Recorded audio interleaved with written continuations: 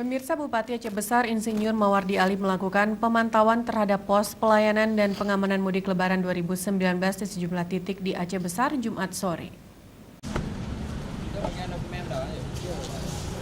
Selain pemantauan sejumlah pos mudik Lebaran mulai dari kawasan Simpang Bundaran Lambaru, Anek Galung, dan Kecamatan Kuta Melaka, Bupati Aceh Besar Insinyur Mawardi Ali bersama Kapolres Aceh Besar AKBP Ai Satria Yuda serta Dandim 0101 BS juga melihat titik rawan kecelakaan yang akan dilalui pemudik, yaitu di kawasan pendakian Gunung Selawah sampai Sare, Kecamatan Lembah Selawah, Kabupaten Aceh Besar.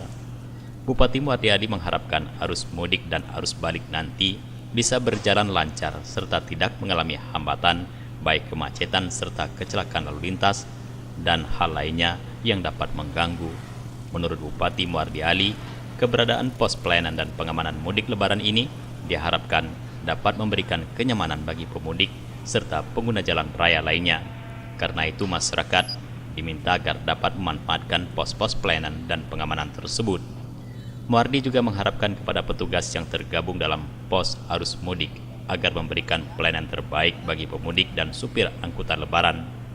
Rombongan bergerak dari titik pos pelayanan Lebaran di Sare Rest Area yang dipimpin Kasat Lantas Polres Aceh Besar AKP Viva Febriana Sari SIK.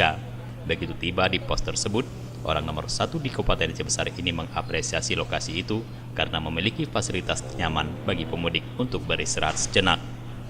Jufrizal dan Faisal, Aceh TV.